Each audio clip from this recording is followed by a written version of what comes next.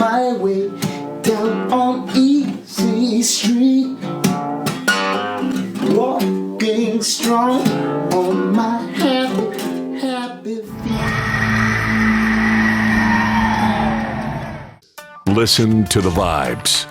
Welcome, everyone, to another episode of Listen to the Vibes. I'm very happy to welcome Stephen DiJoseph here, and he's got a new album out. We're going to get to know him, and we're going to learn a little bit about the album. So let's kick this off right, man. Tell us a little bit more about yourself.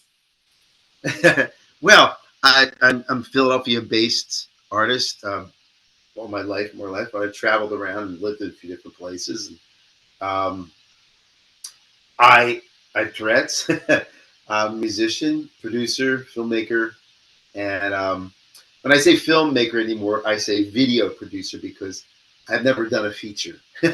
However, I do shorts, and I've made music videos, and I've been at that for a while. Thank you, Macintosh, Apple. Nobody really ever says Macintosh anymore, but Apple. So, but all those things, helped all the Renaissance artists that are out there who like to do a lot of different things and get involved in a lot of various productions. So I've been in that, and this new album, I met Deko. I met Bruce of Deko Entertainment right in my hometown. I've traveled. I've been into LA, Nashville, New York, in musical circles. The label I meet is right 8 miles from my house. So I thought that was entertaining, and I found out that the way we met was I was in a club, a local famous venue called John and Peter's that everybody's played at, like Bruce Springsteen and all those types of characters played there back in the day. And so I was in there hanging out with the band. They were talking to the keyboardist, and there was this fella, and I met him, and we shook hands, and I said, I have Tourette's. He said, I know, my kids have Tourette's. So that was our kickoff to our meeting, my meeting of Deko, the fella at Bruce. And it's from there, it's been great. It's been like 6 months now. And then this album came out in December, so it's circulating. It's on streaming and all that stuff. Yeah. So that's my basic story. Does Tourette's affect you when you play live?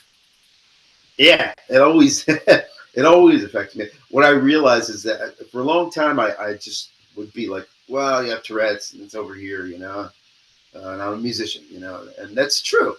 But it's something that kind of infiltrates your life in all these different ways, in that you have these, you move around in ways that cause concern, I should say, in public. Like people like, what's that guy doing? It's like, even now, it's so, but not as, I will say, I've traveled on planes and all over the place, and people never are, almost, I would say 99% ever negative or once, it was very funny. Once I was on a plane, and this very linebacker, kind of a Afro-American gentleman was sitting next to me. He's like, "You're not going to hit me, are you?" I'm like, "Not if I want to live." I was like, this guy, I was like, no, it's not like that. I test limits, but I won't connect. So it was, but other than that, it was, one time I was asked to step off the plane to be questioned, but they ended up apologizing and giving me a voucher because they were like concerned about being sued, I suppose, because the way it went wasn't very good. It was kind of weird. It was just one of the stewardesses or steward. What do you call male stewardess? It was whatever. They came up and they say, "Could you come with us?" And I'm like, "Okay, sure." And they asked questions, and I was like, how about like just asking questions like, "Do you have a medical condition?" Right. Tourette's is not like under the rocks anymore, like there's a bunch of kids on YouTube talking about it, and they have like millions of followers, so it's not like some kind of like, it's not the 60s or 80s or whatever anymore, Yeah. So that's kind of how it's affected me, I guess. Certainly on a personal level, there's two approaches I've had to it. One is that um, I made a film back in 2011 and came out in 2013 called Synaptic Adventure, Tourette's and Beyond. And the basic, my basic uh, advocacy efforts is neurodiversity and the arts, because I found that so many people in a variety of whatever careers, that gardeners, whatever, teachers, scientists, musicians, if they have these neurodiverse conditions which range across the spectrum, and it's not just Tourette's, but it always seems that it's accompanied with extra firing of what's the word I'll use? Creative energy is what the way I like to put it. That there's always some kind of creative bend to their way, and it's all across the board. It wasn't just, I thought it was, I spent 10 years not knowing what it was. Wow. And I just, from 6 to 16, and I thought, well, that's just part of music. Or as a kid, I'm like, I don't know, you don't think necessarily in those terms, but I felt that it was part of everything that I'm in, music and these noises and whatever. But so at age 16, my mom brought me to a neurologist in Philadelphia. I remember his name, Dr. Schlesinger. Is amazing. He was a very, not stoic, but very, calm and approached. He's like, well, you have Tourette's. This is called Tourette's syndrome. And I'm like, well, but my mom are like, oh, it's Tourette's. Like, what's that mean? So I was like, we went to meetings early on. That was, I don't know, 16. It was like early 70s, very early. Yeah, maybe right around 70. And I well, I was 16, so 73. So we went to the meeting, and it was very strange. It was like kind of a darkish room, and there were like 3 people there. And one of the guys was his tics were very prolific. He was like, wow. It was just like, wow, it was off the wall. Like, and like almost banging like his head against, and it freaked me out, of course, as a 16-year-old who just got this diagnosis. But wow, like that's where, that's how it's going to become, or, well, it's not necessarily. It's all, Tourette's can almost be as unique as the people that have it. And, but tics, it's funny, like to talk in the Tourette's group, you're like, well, my tic is this, and my tic, everybody's very, but they're all motor related, and they're all kind of involuntary. They're involuntary, and they're manageable, and they're directable. So when people say, how does music, how's Tourette's affected music? I say, well, it's pretty much like a river that gets redirected. It never, water does not stop flowing in spite of freezing. there's still, it's always flowing, and it hits things and moves and goes around, and so that's what Tourette's does. When I hit the music, it's absorbed into that activity, even though there are definitely times when I tic, and so that becomes jazz. My form of, so I end up calling it Tourette's. I have a piece called Tourette's where I actually, because I was being interviewed, how does it affect your music and creativity? And I said, well, let me just write a piece and show you. So that's kind of, that became a sort of a performance art type of approach. So those tics go off when you're playing an instrument. Does it like jack up when you're trying to play? I like that, jack up. It happens more. It's an odd thing. It seems to happen more when I play piano. I guess it's just because on the piano I'm more. I can go in more directions because I have played piano for so long, and jazz, classical, all that kind of stuff. And I with the guitar, I don't know, I can't explain it, but I don't seem to tic as much. There's maybe more concentration going on. I don't know. It's hard to say, but yeah, at all times though, it's still, in between the songs, I'll go off on stuff, and the way it's worked its way into my show is that I sometimes converse with it as a character who's look, calm down over there. You know, it's like, you know, or hey, yeah, hold on a second. You know, and just that, you know, I tell people to take Dramamine and bring a seatbelt. So I kind of have worked all these little things in to the when I perform that, you know, I think people, it changes how people respond, because like, you know, I'm watching this guy and he's comfortable with this thing.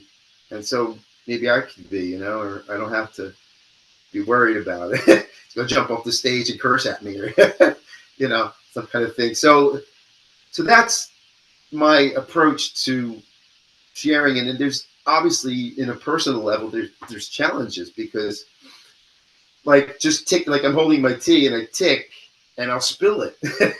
And now it's on my pants. You know, so you go, well, the logical thing is just put the tea down until you want to drink it, and then pick it up and then put it down again. But human things don't always work that way. So that's kind of a little window into the aspects of the personal challenges, you know. And noises and stuff can be abrupt, and people around you are like, what, you know, or they get used to it. You know, in public, it's hard to, like, once you're in public, or once you're in a place where you're telling yourself or somebody's telling you not to do it, you want to do it, because it's like presses the button. It's like it's not a contrary button. It's a button of like response. You know, it's like if you want, you know, when the doctor bangs on your knee to test your reflexes, you know, you usually reflex, you know, but it's similar to that. I guess it's similar that triggers will push that button, you know, and so you have to figure out how to manage it, you know, have to figure out how to respond to it, you know. Do you do all the singing on your albums? I did all the lead singing. Yes. And then of course I did some backgrounds too. But then I had some other vocalists on there that I'm very happy I did, you know. There's a song Bigger Than This that there's this vocalist named Karen Michaels, and it was 1994, I think, that we did that recording. And I've tried to find her and I can't, you know. I found Karen Michaels, which is a Caucasian woman who's a jazz singer, but it's definitely not Karen, because she was Afro-American and she was petite. It's like small, amazing artist that just did these, you know, if you've heard the song, she did this beautiful, but I was can you do this? And she goes, well, I'm like, oh my God, yes, do that. So yeah, like, so having those people, you know, but I did all the vocals, you know, all the lead vocals. Well, the only way to describe your singing is as if you've taken Peter Gabriel and Phil Collins and mashed them together. Which isn't hard to do. I recently heard, I've been hearing Cat Stevens. Some people said it, and other people said Steve Winwood. I don't know. It really just depends, I guess, on what I'm singing. Sometimes my voice morphs a little bit, you know. Yeah. And the music itself, I mean, at times I could hear almost a Bruce Hornsby kind of sound to it. But how do you describe your music? Eclectic, I suppose, because so this album represents a good collection of vocal music, well, a collection of vocal songs. But I write a lot of instrumental stuff too, like piano instrumental music has been a part of my palette for a long time. And but I always joke, I have multiple genre disorder. It's called MGD, and that's pretty much what it was another way of making people comfortable with me changing lanes, you know, when I'm playing, doing the guitar stuff or doing the piano stuff or the jam band thing or prog rock or whatever I got into. So the multiple genre thing has always been part of my impulse, So this album represents a collection of songs that when I got this opportunity to work with Deko, and knew that they were going to distribute it through Warner Music Group, ADA, I thought, well, this is a great opportunity to bring all these songs forward, make almost the best of collection, and put it out as far as it can get, you know. I could definitely put that in the group with the singer-songwriters of the 70s for sure. Right. Yeah, it has. I mean, my influence, all of my roots pretty much are, you know, it usually starts in our young age, you know, and it's the Beatles. I saw the Beatles perform on the Ed Sullivan Show for the first time, you know, and that's what triggered my musical thing, and it seems it triggered my Tourette's too at the same time. So the Beatles, you know, all of those groups, Dave Clark Five, and then, you know, as I got older, it became, you know, the Three Dog Night and the Stones and all these other people, and then I hit this whole thing of a prog rock thing, and that just lit my fire for classical music because I wanted to play it. I listened to Emerson, Keith Emerson, and Rick Wakeman, and Tony Banks, and all these guys were just like great composers and stuff. I was like, wow, so I got into. Then I met, you know, the roots of all of them, which was Beethoven and Bach and all these, you know, all that amazing music. So that all lit my fire for classical, and eventually I got into jazz because of Keith Jarrett, jazz pianist. And, you know, so it just went on, and then the folk music, I was late on that because I really wasn't so much into folk music, but I was into, I guess, the popularized versions like Crosby, Stills, Nash and Young, yeah, and Richie Havens, and, you know, so eventually with the guitar came Michael Hedges. Michael Hedges, he just did things with the acoustic guitar that not a whole lot of people seem to be doing. I sort of dug into his roots, and I found a few people like Joan Armatrading and other people like that.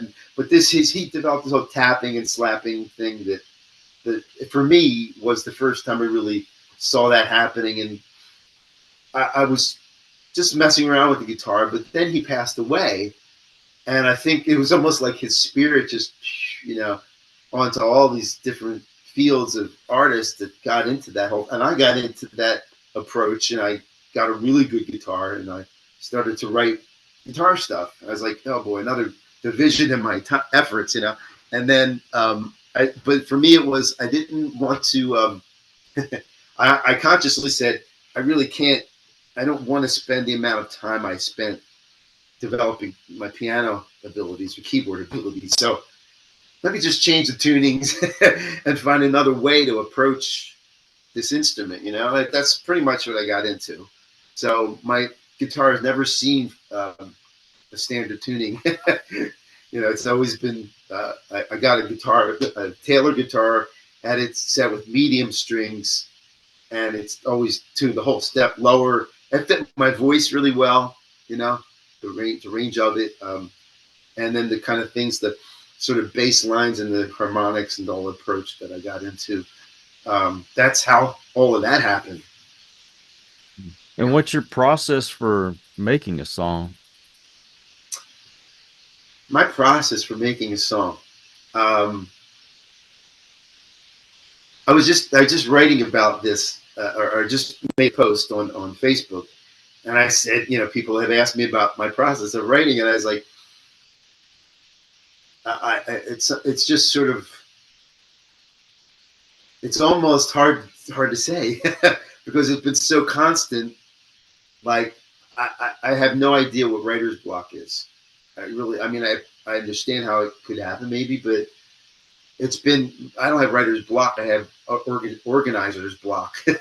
So it's like, I was listening to Zappa talk about how he had this guy come in every day, you know, and organize his stuff at the end of the day. I was like, boy, could I use that? You know, it's like he would sit on the synclavier, the early sampler, which was giant, took up a whole room, and he created all this crazy stuff.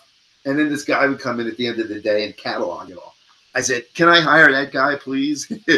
So, you know, my process is just trying to finish the stuff I started creating, and that's kind of, you know, and then because there's a lot of cool stuff. I mean, I realized that as a writer, you don't always, most people don't churn out great stuff constantly. I mean, I think the Beatles did. Generally, it seemed like they always wrote great stuff, you know. But I think if things are prolific and they're constantly coming, you know, you're always looking for a way to develop those ideas. If you really, you know, I have a piece of music recorded from when I was 23, and I'm listening to the cassette. It's like such a beautiful piece of music. I gotta, you know, I'm going like it's been 40 years. You know, I gotta bring that forward. It's gotta happen. So my effort lately has been to like try to organize these things in folders and files so that they could. So my process is right now organizing all this cool stuff, and then this prog rock album I was telling you about earlier when we were just chatting before recording, is that this is really cool stuff, and the writer, I guess I'll call him the primary writer. He's not really active now with music at all, but this great stuff.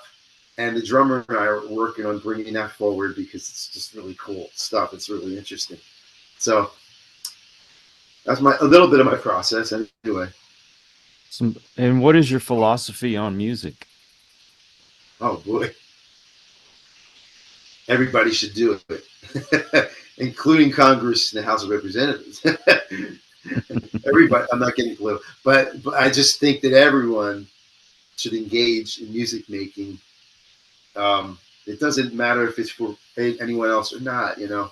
That's my basic feeling, because I think when you play an instrument, you know, I don't know, it opens up another perspective, you know. It just opens up things in a good way. There's something about the feeling of making it sound yourself, you know. I mean, we all want to, I mean, we're all, you know, listening to music is as natural as waking up. It's just there, you know. It's always music, and well-made, well-produced stuff it just is there. But there's something about a person in a room by themselves making a sound that I think has a value. So that in its rudimentary place is what I think is important. Then from there, of course, as someone develops desire or skills or interests, you know, you develop the ability and the desire to create and write and then organize it into songs or become an improviser. Or so, you know, I guess my philosophy of it is that, you know, music is life. Literally, there's sound all the time. There's cacophony that even people like, I'll pull this out of the left field, is John Cage. Okay, was an experimental composer in the 40s, 50s, and became, you know, he became known for making chaotic music or finding music in everyday sounds. And he, you know, and then there was a whole school of that, a whole bunch of creators of odd, you know, weird tonal music, and it got away from the classical way of making music, and so music is life. It just goes wherever the mind seems to go with it, or can go with it. Yeah, so that's sort of my that's the essence of my belief about music. You can do something I've never done before. Uh-huh. But just say you met someone, has no clue who you are, and you want to get them interested in listening to your album. What would you tell them to get them to listen to your music? How much do you want?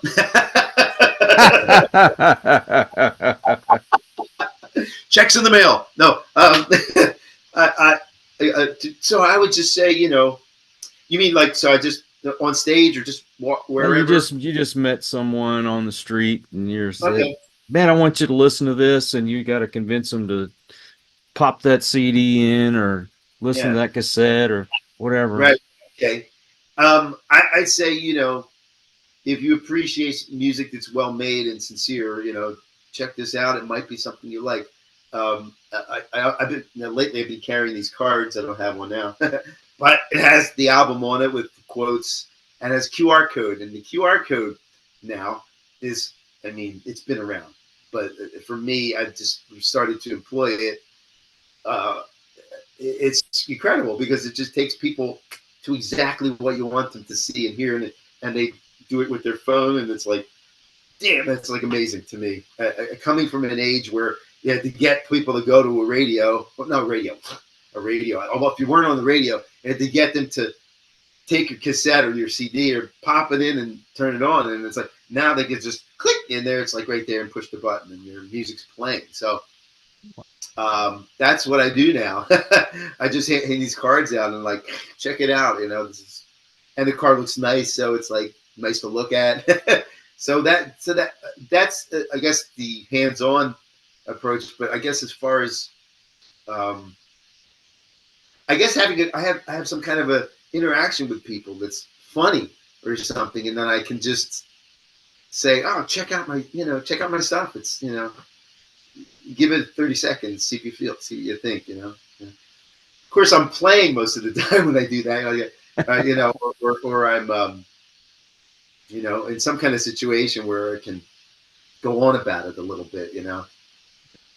Talk about multiple genre disorder. Like, you know, I probably have something you like because, you know, it's like a smorgasbord. You know, somebody said on my website I should have it set up as like a pie made up of multiple types of pies in one pie, you know, like here's, you know, strawberry rhubarb, here's the pumpkin, here's the apple, you know, just, and they press on a slice and they get the Pacific Ocean, get the specific style that is in that slice, you know. It's almost like saying you're in a smorgasbord restaurant here, you know, and you have a choice, you know, and people are normally, if you take them to like your site and it's just you holding the guitar, they'll, you know, acoustic guitar, they're automatically songwriter, you know, or something with acoustic guitar. And then all of a sudden you're playing this like, you know, like Keith Emerson type piano piece. And they're going, what's happening, you know? Or, you know, or you try to sell steak to a vegan or something. You know what I mean? It's like, it's just, so somebody, you know, they're saying just make it so that people know already they've stepped into a gift shop, you know, with all kinds of choices, you know. Now, do you have a website? I do. It's called StephenDiJoseph.com, StephenDiJoseph.com. And that will take you right to the new album. And you can, right now on the website, I have a collector's edition that I set up because it's a collector's edition. I've never had this happen. I've never been on such a large platform before. And I set aside a number of CDs that I've numbered in gold. I numbered them for people who buy the bundle packages, you know. So that's going to go away shortly and become just, you know, talking about the album. And it's like, it's really cool because the album it's in a CD form right now. So it has basic stuff on the back, but then you hit the QR and you get the full album story, you know. Cool. There's a lot to tell. There's a lot to tell. It represents a collection of songs that were written and recorded over like a 30-year period. So there's a real depth to this particular album that I'm excited about. What about streaming? Streaming, it seems to be everywhere. It's in Japan. It's like, man, I've never had anything on as many platforms as Deko and Warner has gotten it on. So I'm going like, where's it today? And I'll search the album title. And it's like, oh, look, it's on this stream. So it's on all the streaming platforms, this title and Deezer and Amazon and Pandora. And then it's on streaming sites in India and Asia. And so it's everywhere. It's not hard to find, I don't think. And what about your social media? Social media is, so on Facebook, I'm under the hand DiJoseph Music and Film. And then I have a personal page, Stephen DiJoseph, and Instagram is also /Stephen DiJoseph, StephenDiJoseph, and Twitter is the same. So I seem to be on Facebook, Instagram, Twitter. Those seem to be my primary homes right now. Well, I will put all the links in the description to make it easy for folks to find Yeah. you. But, man, Stephen, thank you so much for coming on the show, man. This has been a great conversation. Yeah, me too, man. Anytime. I love it. And I love what you're doing, and thank you for doing it. thank you. Yeah. And I also want to thank all you folks out there. If you are new to the channel, I hope you'll come back. Hit that subscribe button for my regulars. You guys rock because you make it possible for me to do this. Until the next one, everyone, please take care. Be kind to one another. God bless and peace.